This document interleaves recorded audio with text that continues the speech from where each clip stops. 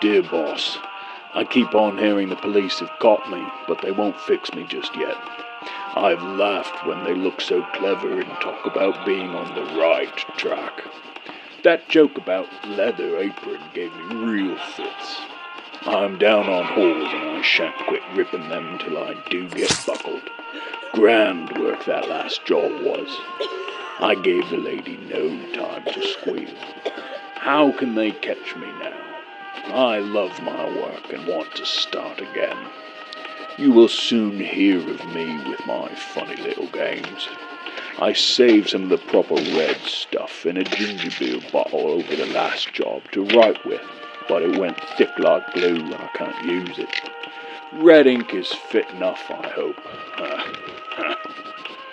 The next job I do, I shall clip the lady's ears off and send to the police officers just for jolly, wouldn't you?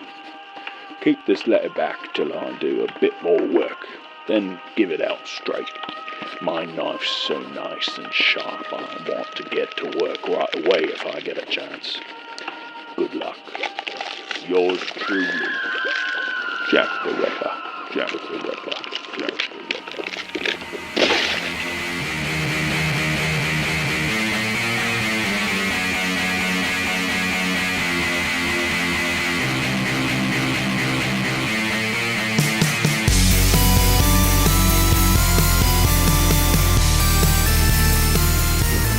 Welcome, ghouls and goblins everywhere, to a very special, truly spooktacular Halloween edition of the Heavy Metal 101 podcast. It's true crime time, witches! And of course, true metal! That too! That's what we shall be discussing today. But I won't be going it alone. No, sir, because today I have the honor of introducing a ghost-tastic guest host, Josh Putnam, author of the fantastic book, A Heavy Metal History Lesson. Josh, welcome to Heavy Metal 101!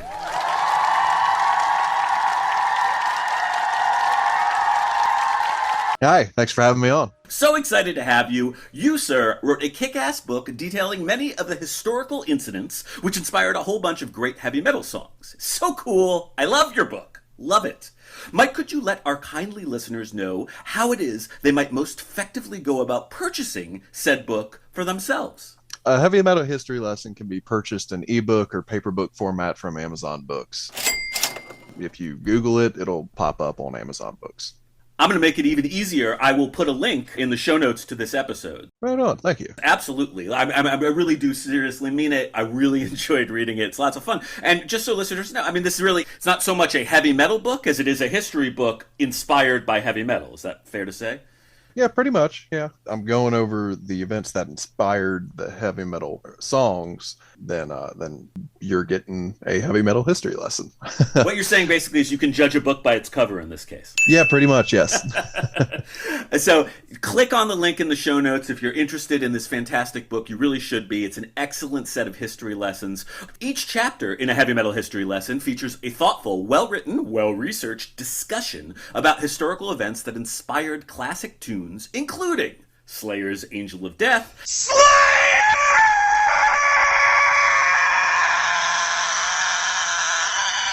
Anthrax's Indians, and Iron Maiden's The Trooper. How cool does that sound? It sounds freaking cool. Josh, it's freaking cool. Thank you. But one chapter which particularly caught my roving eye as I was reading through this book one dark and stormy evening. It started those little gray cells in my brain percolating. That was chapter 7. That chapter is devoted to the inspiration behind a song which we actually discussed many, many moons ago here on this very podcast.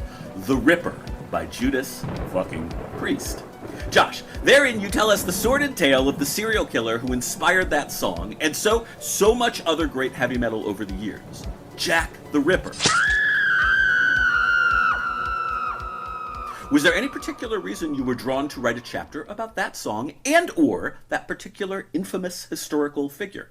So when I was writing, I wanted to write about a blend of subjects that I knew nothing about, subjects that I thought others might find interesting, and things I could speak my mind about. And Jack the Ripper was kind of a combination of the first two, in that I knew little about him beyond his anonymous persona.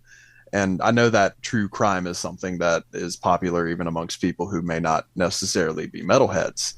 And I found a Reddit thread that discussed heavy metal music and history, and I used the discussions there to help me find songs by a blend of bands that were both popular in the mainstream and some lesser known bands to help with exposure and whatnot. And so The Ripper by Judas Priest was the first song that I found on that thread that was inspired by Jack the Ripper. And I fucking love Judas Priest. Yes, yes, yes! So it quickly became something that I wanted to dive deeper into. Hell yeah. It's an undeniable song, and I'm not intrinsically a true crime person. I find it a little bit skeevy because, I don't know, murder, death that actually happened. A little weird. Yeah, right. But I'm of the opinion, you may or may not agree, if it happened a couple hundred years ago, we could, it's okay. It's ancient history at this point. Yeah, it's a little less creepy than watching murder porn from the 90s and whatnot. Right, exactly. So we're only going to be nominally gross today, just to be clear. Just nominally, not terribly gross. Okay, folks, here's what we're going to do today. In honor of the spooky season that is now upon us, Heavy Metal 101 is going to go the full true crime Monty. That's right. Today, for one episode only, we shall tear back the fetid veil, wade our way through the dank mists of time, and tell the true story of Jack the Ripper and his exceedingly grotesque crimes. We're going to be going into explicit, illicit detail herein, so be forewarned. This is an R-rated episode. Triggers will be triggered. But, all that having been said, we are not, of course, going to forget about the heavy metal. No way! We will be interspersing the Jack the Ripper narrative with discussions of an assortment of magnificent songs, albums, and bands whose work was directly inspired by this infamous case. It's gonna be special. Josh, are you as excited as I am? I'm pretty stoked. It's gonna be fun! Okay. Without further ado, I present to you the Heavy Metal 101 listening public. True crime and heavy metal. Jack the fucking Ripper.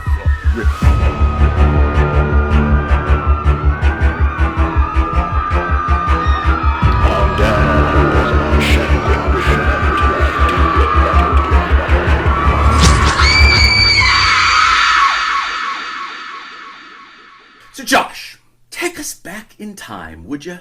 How did all of this begin? Paint us a picture. Where and when did the story of Jack the Ripper first come to the attention of a truly terrified public? So the first of the canonical 5 murders, the murders that we know Jack to be the suspect of, was Mary Ann Nichols, who is also known as Polly Nichols. And she was driven to prostitution by an addiction to alcohol and was homeless by the time that she was murdered. Her body was discovered at 3:45 a.m. on August 31st, 1888. And the extent of her injuries were not revealed until she was stripped at the mortuary and her intestines threatened to burst from her stab wounds. And so now we have the first suspect that shows up in the newspapers just the next day. And the first suspect was known as Leather Apron. And he was called such because he was always seen wearing a leather apron. And he was first mentioned by prostitutes interviewed by the police who alleged that he had a history of harassing and assaulting prostitutes. And he was first mentioned by newspapers again on 1st September. For example, the Sunderland Daily Echo described him as, quote, a man who has more than once attacked unfortunate and defenseless women, end quote. They also go on to allege that he offers them money to go inside somewhere, and then once inside, he beats the shit out of them and steals whatever they have on them. And so the leather apron fever did not kick off really until 5 September when the Star published a sensationalist headline, and that's pretty much all the Star does throughout this period. They published a sensationalist headline that announced the only name linked to the Nichols murder was Leather Apron.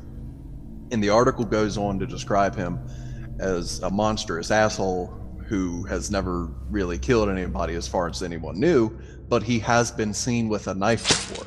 So the best they could do as far as the suspect description beyond mentioning his leather apron was, quote, all are united in the belief that he is a Jew or of Jewish parentage, his face being of a marked Hebrew type, end quote. They always got to be fucking with the Jews, don't they? It's always the Jews. Yeah, it is always, it always comes back to the Jews. God damn it. Now, just to be abundantly clear, geographically speaking, we are in Whitechapel in East London. Is that correct? Yes, sir. We are in, Whitechapel District, East End, London. All right, so things begin, and of course, they start picking on the Jews, leather apron, all this stuff. He does sound like kind of a dick, I'm not going to lie. He does sound like an asshole. Not a great guy, so I'm not exactly jumping to his defense. But obviously, starting at this time, it's one murder. It's a very dangerous place. Whitechapel in the 19th century, my understanding is it was crowded, it was dirty, it was poor, and people got killed sometimes. You'll have that in dirty, crowded, poor conditions. Yeah, right. So far, very, very gross murder, but, maybe everything's going to be okay. Maybe it's just the one. Maybe it's all going to work out fine for everyone except Mary Ann Nichols. We'll see. Fingers crossed, right? Yeah, I'm hoping. All righty. So we've now established some ripperology fundamentals, and I'd like to briefly pause that narrative, leaving us with just the one victim. Just one. And to consider a couple of pre/proto-metal artists who were inspired by Jack the Ripper, who probably killed more people. But we'll see. Heavy metal artists have always had a propensity to look at the world through a darkened lens. But Ripper-themed music predates the February 13, 1970 birth date of heavy metal itself. For instance, on this podcast, we have previously discussed one Fred Lincoln Link Ray, specifically within the context of his classic proto-metal instrumental, Rumble, from 1958. It's worth reminding our listeners that Ray has been credited with the invention of ye olden power chord, that most essential harmonic building block of heavy metal to come, and that he was also one of the early pioneers in the use of guitar distortion. Josh, does it seem fair to say that Link Ray was one historically significant musical dude? Power chords are what drew me into metal in the first place, so I would say he's a really historically significant dude. Yes. Thank you, Link, for your excellent work. Yeah, absolutely. Really, really important dude. Pre-metal, but still monumentally influential on what was to come.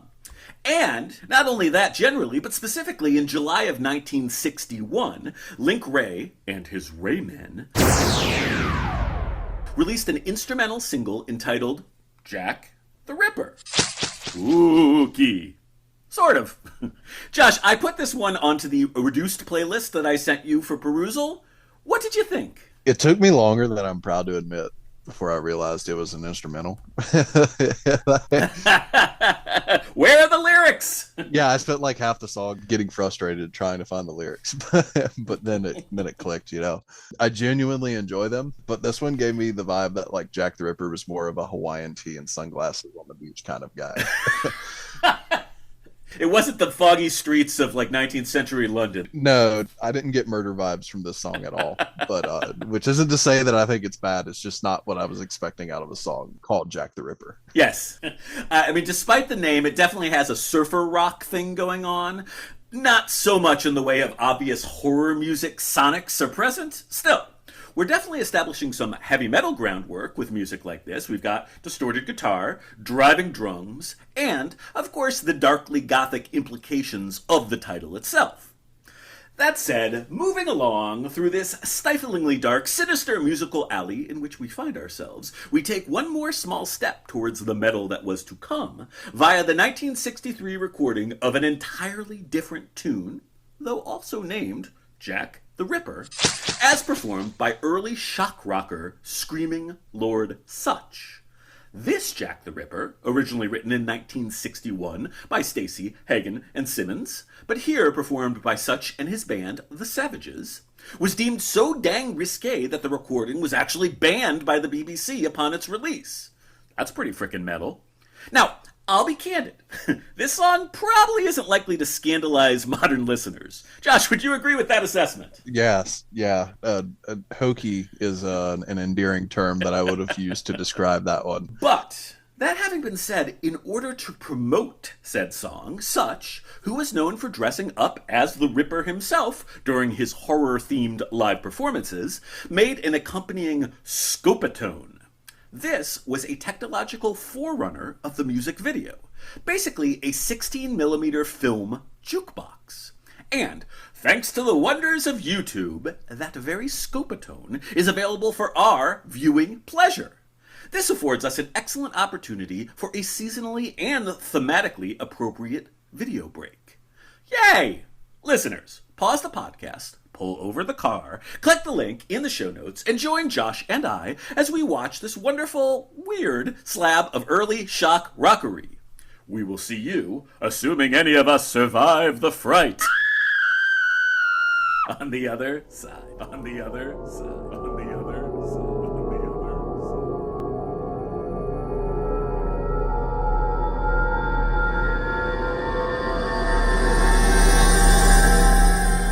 Josh, how fun was that?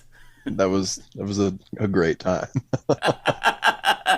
I mean, we talked about it during the break. It's definitely a bit cheesy. It's definitely of its era, but it's fun. Yeah, no, you're right. It's like I said, hokey, but like that's right up some people's alley. It was an adventure for sure. Herein, we definitely get a precursor of the shock rock to come. I mean, you get your Alice Coopers, you get your Kisses, you get your Marilyn Mansons, Rob Zombies, all that stuff really originates with people like Screamin' Jay Hawkins and, named after him, Screaming Lord Such and these early forebearers. So, that's important. It had to start somewhere. And this is it, folks. So enjoy the damn video. All right, let's pick back up with our tale of murder and mayhem in 19th century Whitechapel. Josh, could you tell us about the second of Jack's canonical victims and, perhaps, how the murderer himself created his famed nom de meurtre?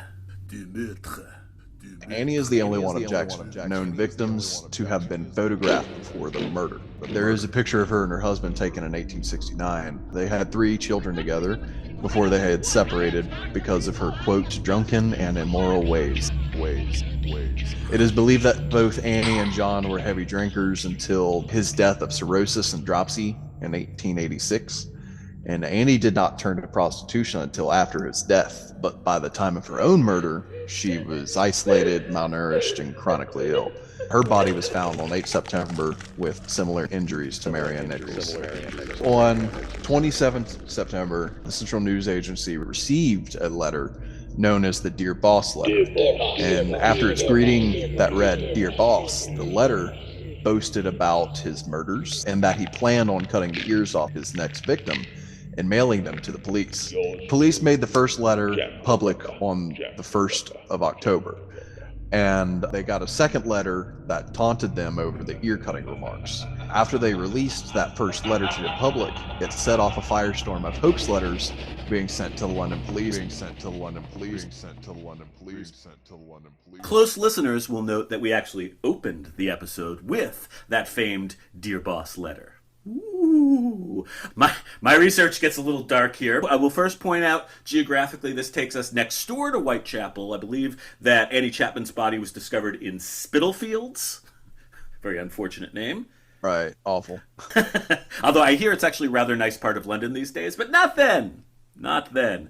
I will also note, please cover your ears if you are sensitive to such things, after Chapman's body was autopsied, it was discovered that both her uterus, parts of her bladder, and vagina had been removed. Jesus Christ. It's gruesome shit. Yeah. I don't know. I don't know if we think of that sort of serial killer-esque brutality happening way back when, but holy crap, that's frickin' gross. Terrible. Mm-hmm. Not nice. Okay, let's take a deep breath. Now that we've waded our way through a few more of the gory details of this historic murder spree, let's again pause that narrative and take a gander at the influence of Jack the Ripper on 3 of the very most important acts in all of heavy metal history. Most significant, of course, is the song that you, Josh, discussed in A Heavy Metal History Lesson, and which we featured on HM101 episode number 2, What the Hell is Heavy Metal? That would be The Ripper by the great Judas Priest. Yes, yes, yes! Fuck yeah. Hell of a band, hell of a song. Now, Josh, you already said this. You are indeed a fan of Judas Priest, the band, and The Ripper, the song. Yes, I fucking love Judas Priest. And the riff from The Ripper is guilty of getting stuck in my head for hours on end. But, like, I still enjoy the song. Yeah, it's absolutely an iconic tune. Sad Wings of Destiny is really one of my favorite albums of all time, so just incredible stuff. However, Judas Priest was not the only iconic foundational British metal band to allude to the legend of Jack the Ripper in song. Our beloved Black Sabbath, for instance, nodded to the Whitechapel Murderer, with tongue planted firmly in cheek, I believe, in the instrumental opening to the Paranoid classic Fairies Wear Boots, which was entitled Jack the Stripper. And that was way back in 1970. But later on, the mighty Motorhead, on their somewhat controversial 1992 album, March or Die, wrote their very own ripperific little ditty entitled Jack the Ripper. It featured lyrics such as, Cold steel, whisper in the night. He'll be at your side with a smile and a knife. It seems like dreaming, moving in the dance. The last embrace you'll ever know. The violence of romance, of romance, of romance. Levy and Co. certainly paint a picture. For the record, the Co. at this point in Motorhead's history were Phil Zoom Campbell and Michael Wurzel Burston on guitars, and an array of drummers, including, on this track, the great Tommy Aldridge. Josh, I included Motorhead's take on Jack the Ripper on your playlist. What did you think of the early 90s iteration of that band's musical take on Saucy Jack? I also love Motorhead, so I'm surprised that like I hadn't heard this one or at least listened to it before preparing for like my appearance for the show here. But with that out of the way, it's great. It's a good song, but it's another one that kind of misrepresents Jack's MO. And like, I don't, I'm not saying that to be disparaging. I'm a historian and all. So I strive to get the story correct. I say we take inspiration from our heavy metal heroes, but if you want to learn the true details behind the narrative, you probably want to dig a little deeper than the lyrics of heavy metal song X, I would think. Yeah. For the record, I'm pretty much a sucker for anything Motorhead did ever. I really dig this track, but I want to give our darling listeners the opportunity to see what they think. This is not one of Motorhead's better known numbers, so we're going to take another terrifying listening break. So folks, pause the podcast, click the link. Josh and we will be right back with still more gory, gruesome details to come.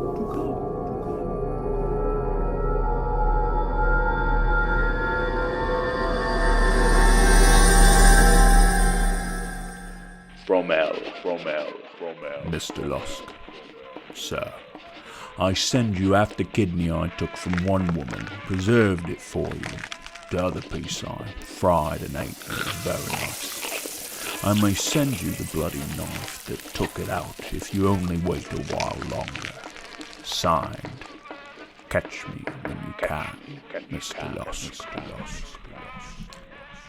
Okay, so Josh, would you like to compare and contrast some of what Motorhead had to say about Jack the Ripper's MO with the actual truth as we know it?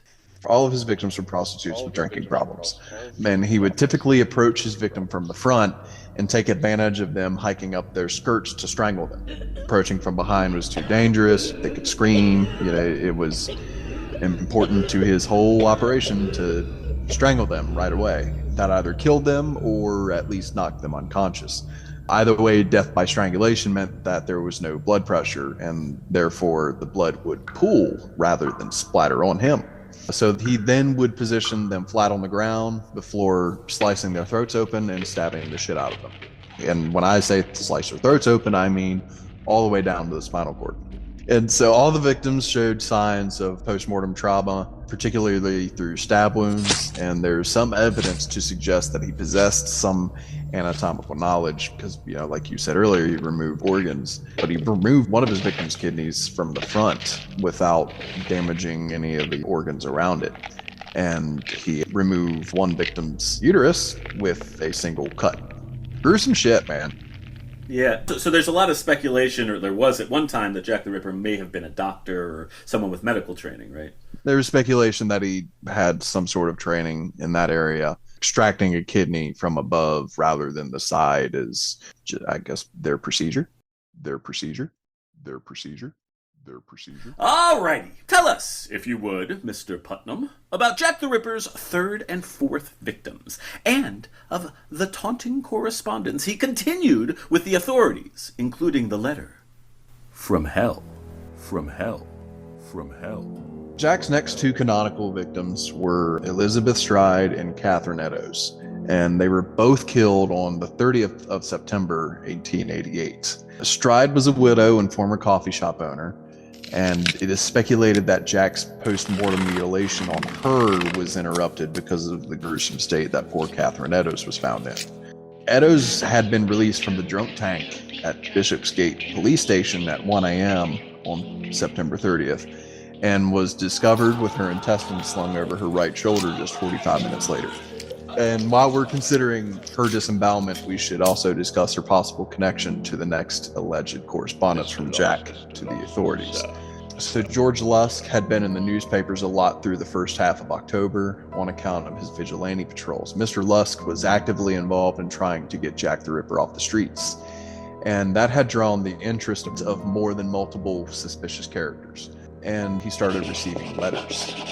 So the first two letters taunted him, but the one he received on the 16th of October stated that it was from hell, and came with half a kidney. And so George assumed that it was a sick joke, but still sought the opinion of a medical professional just in case the kidney wasn't from an animal.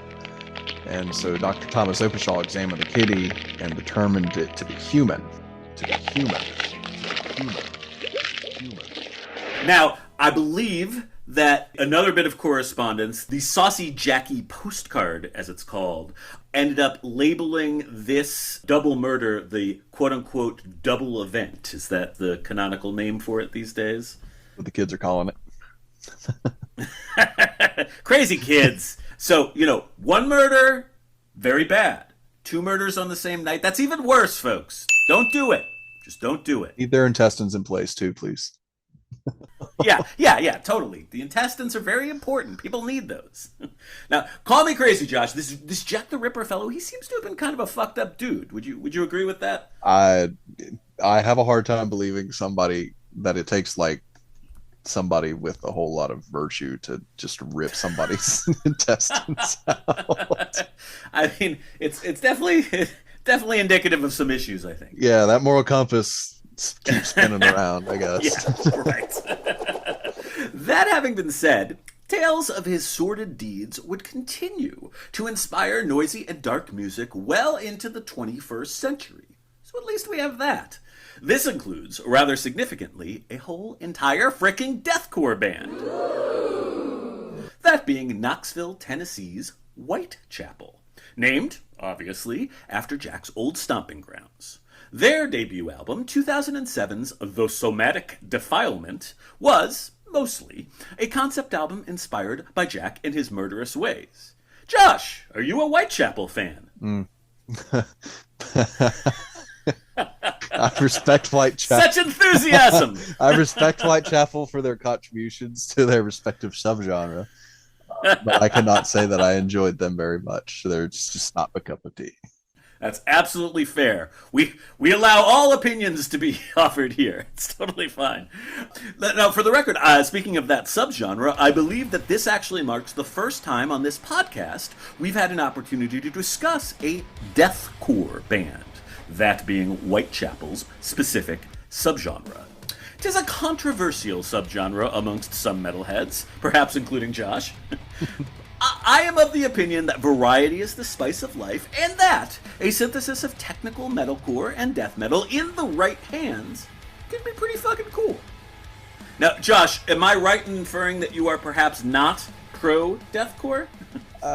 It's what's not my cup of tea is other people's cup of tea, and I'm not going to argue with other people about tea. If you catch my drift. As the kids say, you don't want to yuck anybody's yum, right? No, and that sounds gross, but It does sound gross. I agree. The kids are weird. Fucking weirdos. Look, I will be honest. I'm actually not a huge Whitechapel fan either. I think they're a perfectly solid exemplar of that subgenre. I'm not anti-deathcore myself. It's not my favorite, but some of it I think is pretty cool. I do, however, have great respect for any band that can get in and out of a brutal Jack the Ripper themed concept album in just 32 minutes. Nice. I say good for them. I chose specifically the debut album's final track, Articulo Mortis, for your playlist. Now, of this song, vocalist Phil Bozeman said that the term means in the moment of death. This song is a fabrication of Jack the Ripper experiencing that moment of death with his victim and conversing with them, and the feelings of remorse for what he has done. Ooh, dark imaginings. Neat. Plus, we get some quintessential deathcore breakdowns and oodles of musical and lyrical carnage herein. So, let's us take yet another listening break. You, the listener, can decide for yourselves to Whitechapel or not to Whitechapel, to deathcore or not to deathcore. Pause the podcast, click the link, and get ready for some 21st century deathcore goodness.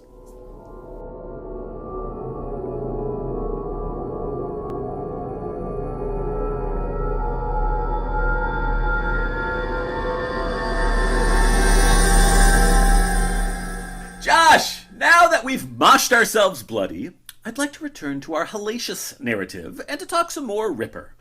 My understanding is that 25-year-old Mary Kelly may well have been Jack's final victim. Could you tell us about her sad demise? So Mary Jane Kelly was the only one of Jack's victims to be killed indoors. And she's also the only victim who was photographed at the scene of the crime. And I tell you, it is fucking gruesome. Poor Mary looks more like a pile of unfolded laundry on the bed than she does a woman. It is hard to look at, especially once you start trying to identify like human features on her rather. But she was last seen entering a housing lodge with a man on the night of November 8th, 1888. And she was found the next morning when staff came to collect the night's rent from her. And her neighbors actually heard cries of murder that night. But one crime that was so frequent in the Whitechapel district at the time was drunken fighting. I guess that's something that drunks like to scream when they're fighting at 4 a.m. in Whitechapel.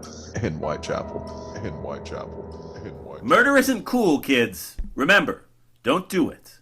We do not endorse that here at HM 101. Josh, is it fair to say that you also do not endorse murder? I do not endorse murder, no. Excellent. I think it's good that we're on the same page. But you know what is cool? What is cool is heavy fucking metal. And that includes some amount of controversial, super popular contemporary bands that piss off certain grumpier segments of the metal fandom to no end. For instance, the Swedish superstars Ghost. Josh, are you a fan of Tobias Forge and his collection of anonymous ghouls? I don't hate Ghost as much as some metalheads do. I can appreciate a handful of their songs, but again, I'm not going to argue with people over tea, you know? Yeah, absolutely. It sounds like we're on more or less the same page there. I sometimes myself, I think of them as sort of King Diamond for kids. Right. But there can be no denying their significance within the contemporary heavy rock world. For the record, my 13-year-old daughters, who don't know much about the harder rocking area of musical repertoire, they have come across a couple of Ghost songs outside of my influence. And that says something about something.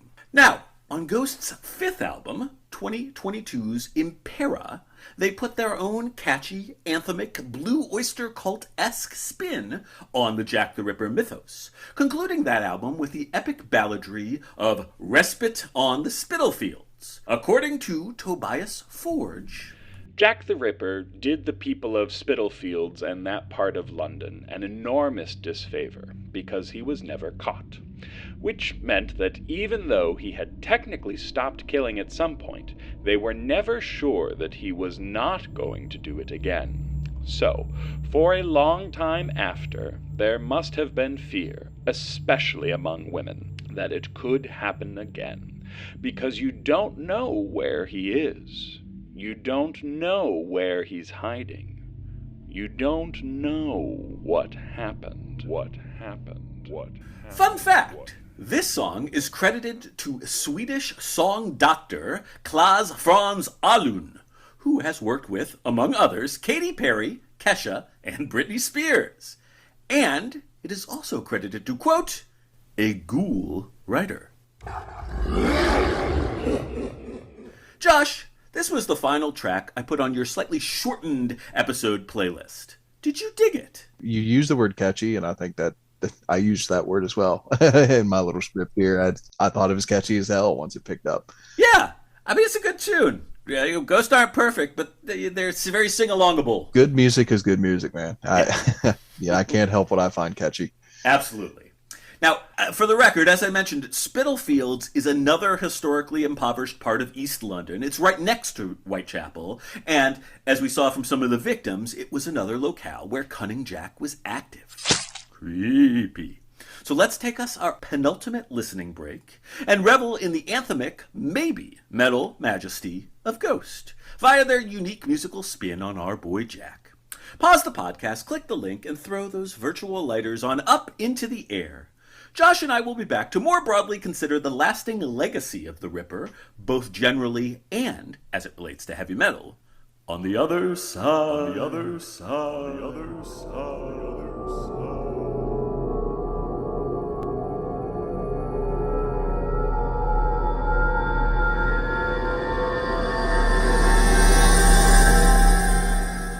Josh, what can you tell us about the lasting legacy of the Jack the Ripper case? It seems amazing that such a thing could still have resonance in 2025, but I feel like every few years there's yet another listicle published telling us all about the newest suspects. So, where does all this stand in the here and now? The list of suspects eclipses 100 people, according to some. And you and I share the sentiments that it seems like someone else has tried and convicted Jack the Ripper every few years. I likened it to proverbial needle in a haystack, and with someone else bringing forward a somewhat convincing case every so often, the haystack just seems to keep getting bigger, and there's only one needle. And I will say, though, that the Smithsonian has brought forward the most convincing case I have seen thus far.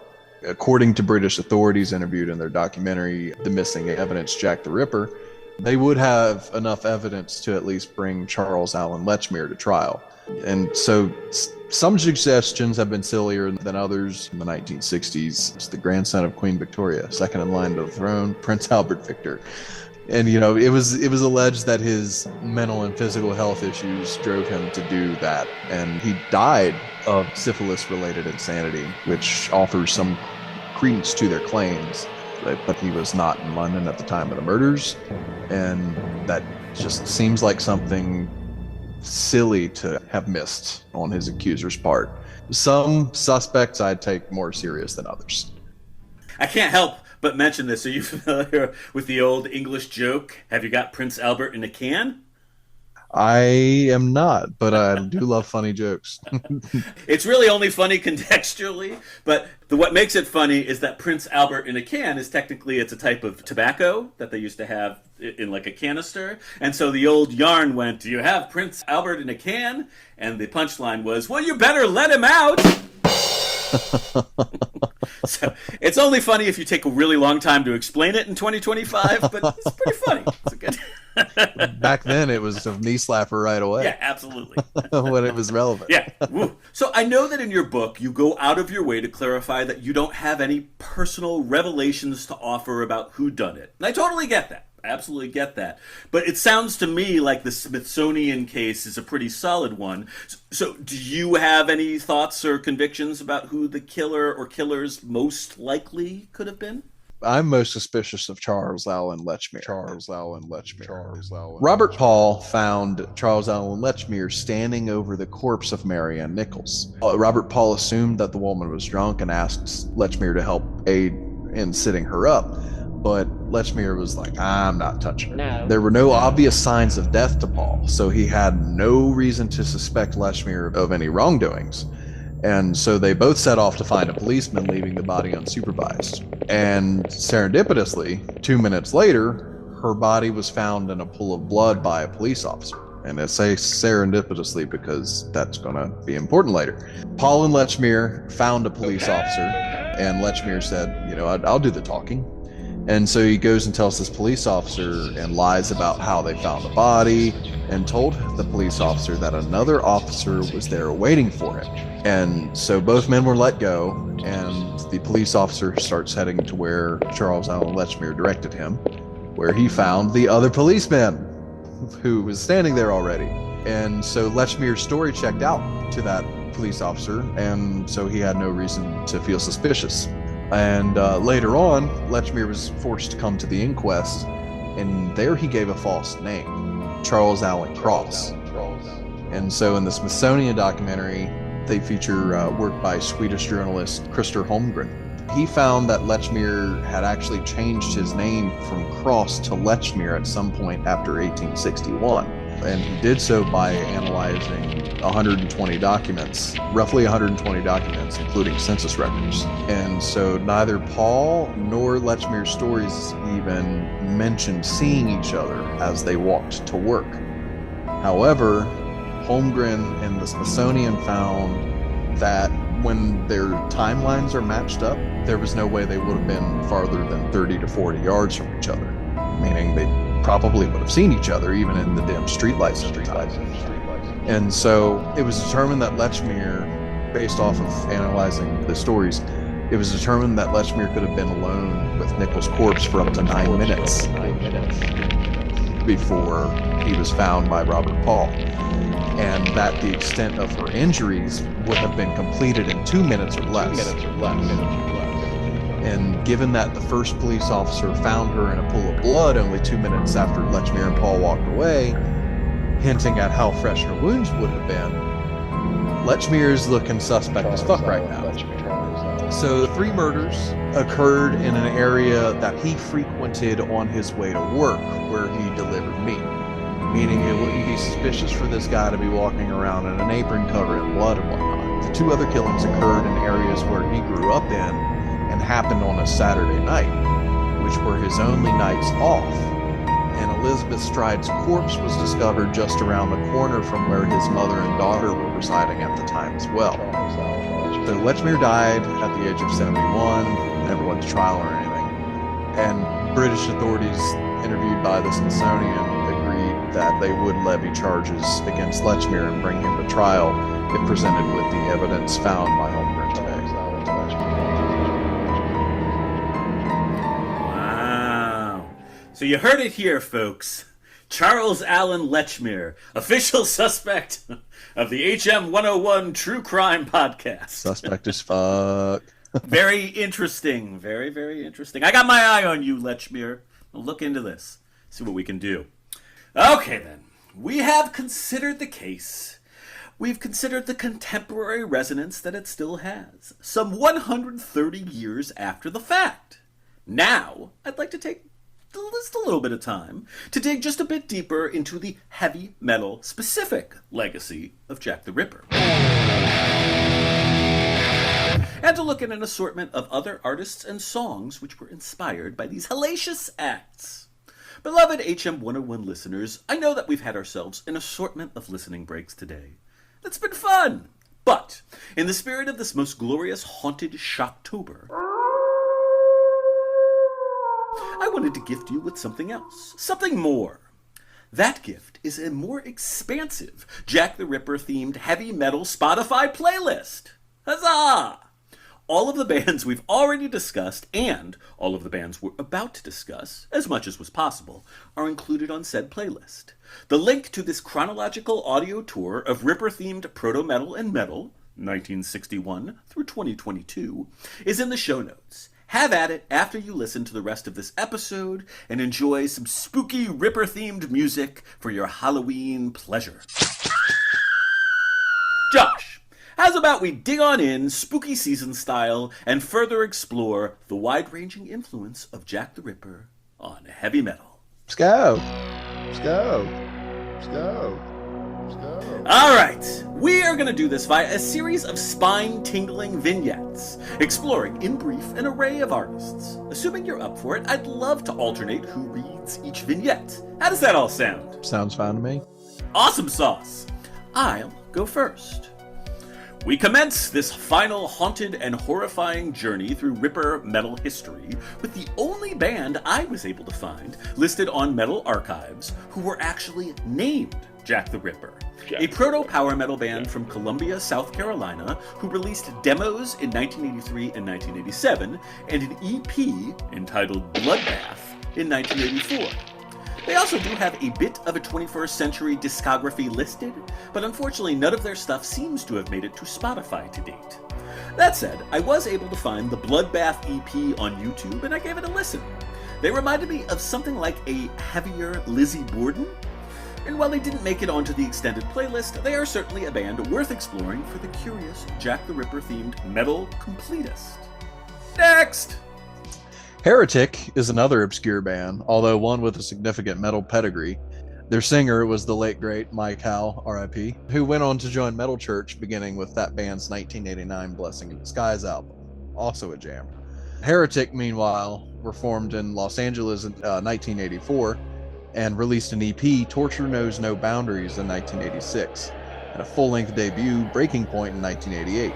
Significantly for our purposes here, the fourth song on the EP was entitled Whitechapel, and featured lyrics such as, I walk the streets in this London town, never leaving a trace where I can be found.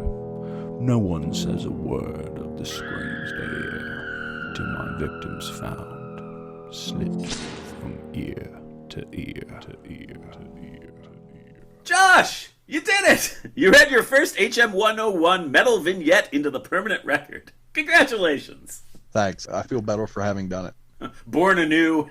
Yeah, there we go. Excellent. Next up, the British death metal band Benediction, whose 1995 album, The Dreams You Dread, opens with the track Down on Whores, Leave Them All for Dead. Benediction are, perhaps, not the world's greatest death metal band. However, this song is pretty fascinating in that the lyrics are constructed entirely from snippets taken from the diary of Jack the Ripper suspect James Maybrick. An interesting lyrical gambit, if I do say so myself. Ooh, next up is one of the more fascinating bands which we have yet to cover here on HM101. Josh, take it away.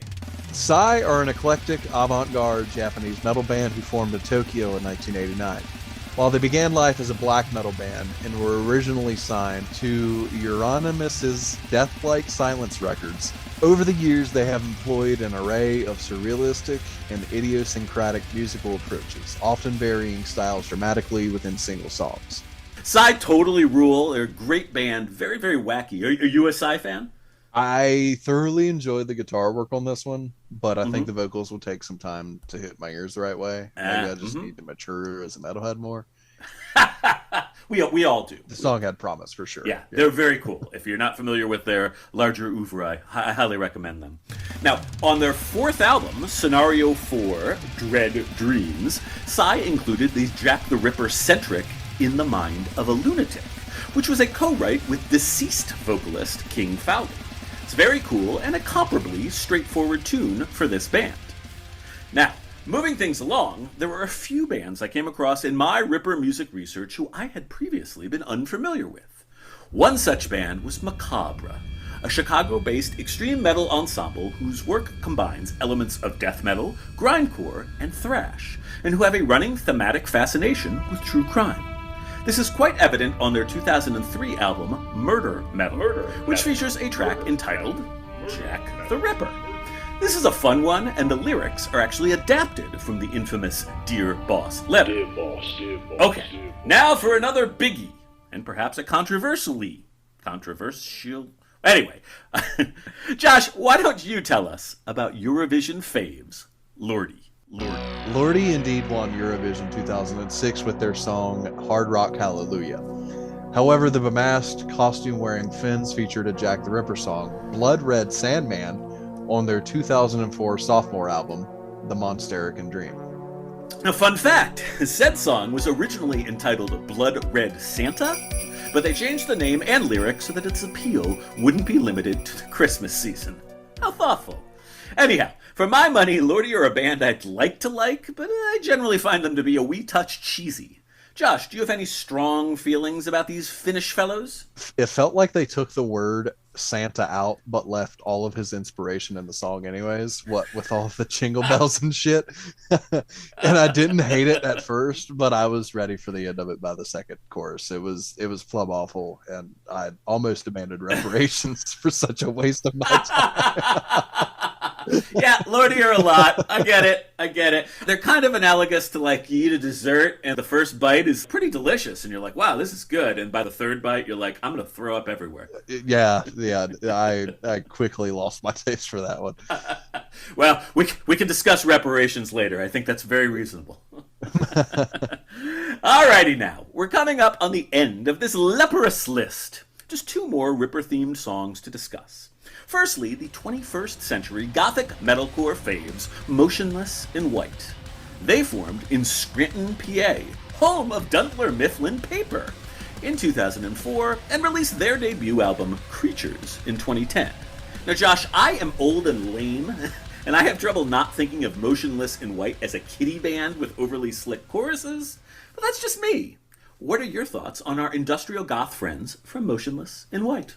Again, I don't want to tell others what should and should not be considered metal, because that isn't my cup of tea.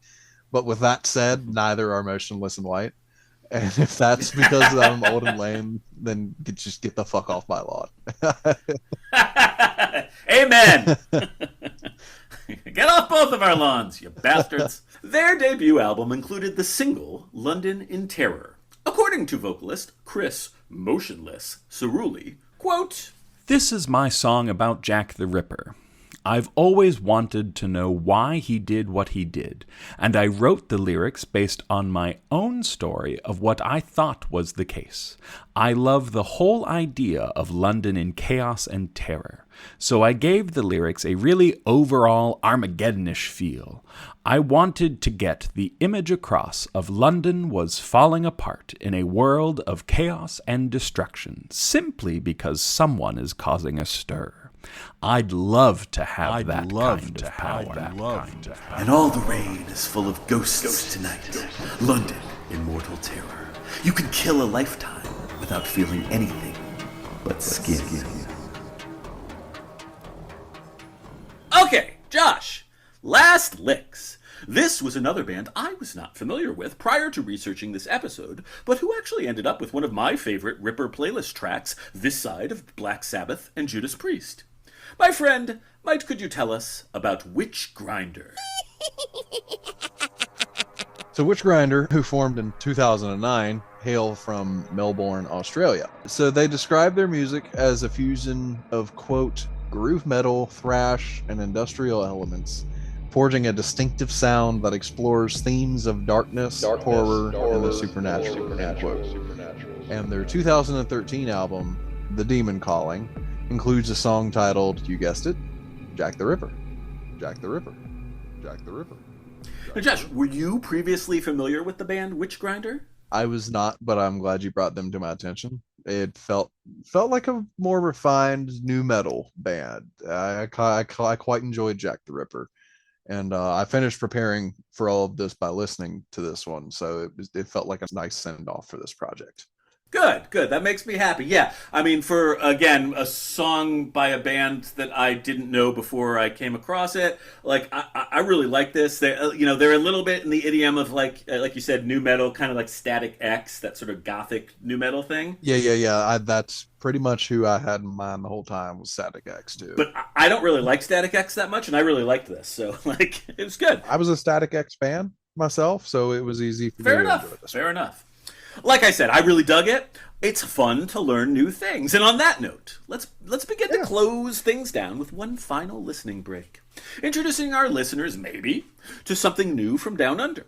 Darling HM 101 heads, one last time, pause the show, click the link, check out Witch Grinder and their very cool industrial groove take on the Ripper and his nasty, nasty crimes. And Josh and I will be back to wrap things up on the other side. On the other side. On the other side. On the other side.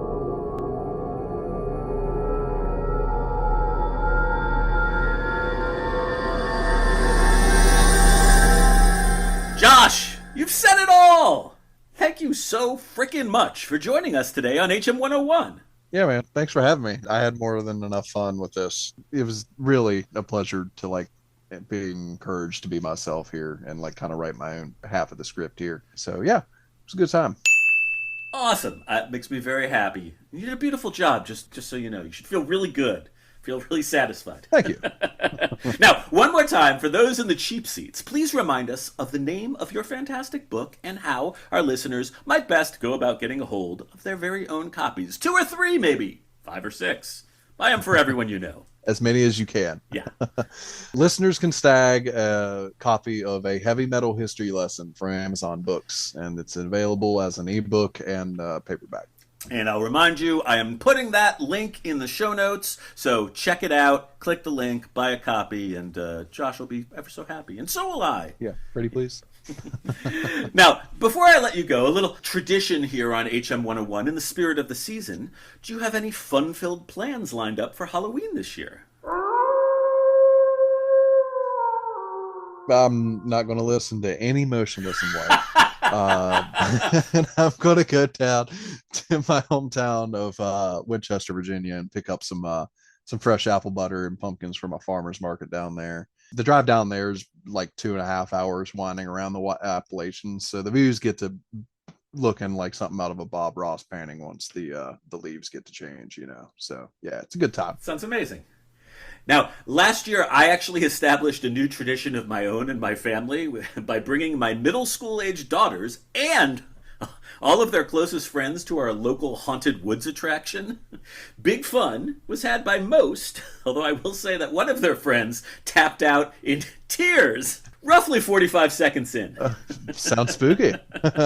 Yeah, it was spooky. A little too spooky for some. So, as such, we're doing the same thing more or less this year, but in a considerably tamer iteration. Right. This one is more family friendly. It's a dark fairy tale themed haunted trail. I suspect it will be a delight for all. Right on. Yeah, lots of fun. On that note, thanks again for joining us and for writing a truly fantastic book. You, sir, are the bestest. Thanks for gassing me up. I appreciate it. Absolutely. I mean it. It's a really good book. I really, really liked reading it. It's a lot of fun. It's very nice to meet you. Very nice to chat with you. You as well, brother. Take it easy. All right, you too. And thank you, dear listeners, for sitting in as well. We know that you have any number of options for your seasonally spooky edutainment and appreciate that you chose to tune in to HM 101. We love to have you. Seriously, though, try not to murder anyone this year. That would suck. Instead, just listen to horrifying, loud, heavy metal, and be sure to have yourselves a happy Halloween!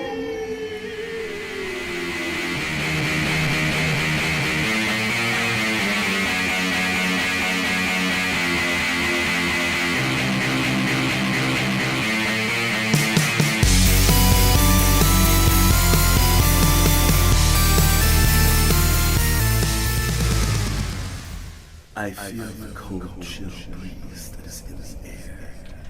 Something walks the streets without a care. Another victim die tonight. Feel the blade, cuts deep into your skin. So much hate in my veins, it flows within. No one sees.